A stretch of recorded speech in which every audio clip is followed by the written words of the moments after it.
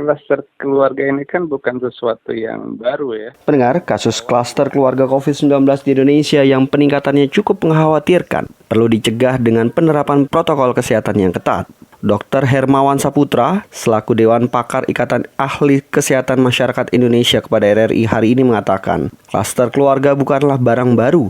Ini salah satunya karena masih kurangnya kedisiplinan menerapkan protokol kesehatan saat berada di ruang publik lalu kembali ke lingkungan terkecil yakni keluarga. Kluster keluarga ini kan bukan sesuatu yang baru ya.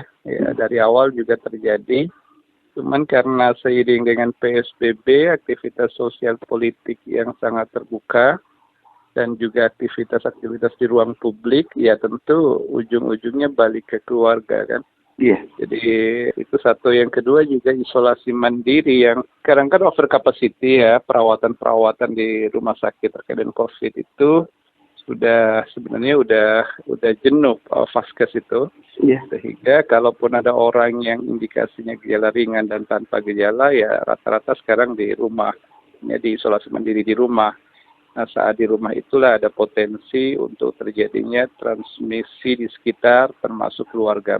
Siapapun Anda yang masih menjalani rutinitas di masa PSBB di tengah pandemi COVID-19, maka mereka harus mampu menerapkan pola hidup sehat. Ketua Satgas Penanganan COVID-19 sekaligus Kepala Badan Nasional Penanggulangan Bencana Nasional BNPB, Doni Monardo menjelaskan, 7% orang yang terpapar COVID-19 dirawat di Wisma Atlet adalah mereka yang berdiam diri di rumah. Kita terpapar COVID bukan dari orang yang jauh, tetapi biasanya dari orang yang terdekat dengan kita atau orang-orang di sekitar kita, bahkan keluarga kita sendiri. Dari data yang kami peroleh, 7% mereka yang dirawat di Wisma Atlet di Jakarta itu terpapar COVID bukanlah orang yang keluar rumah. Mereka semuanya berada di rumah sebagaimana himbauan pemerintah. Ternyata mereka pun terpapar COVID.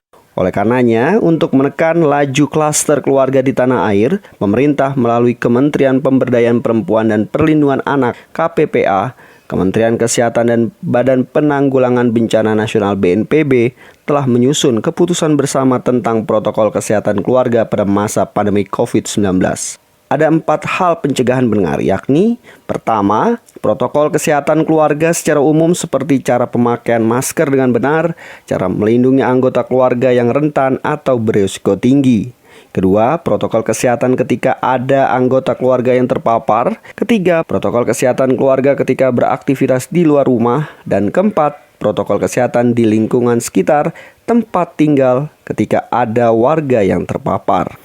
Kalau bukan kita yang peduli akan kesehatan keluarga kita, lalu siapa lagi? Demikian, Danang Sundoro melaporkan. Dari awal juga terjadi.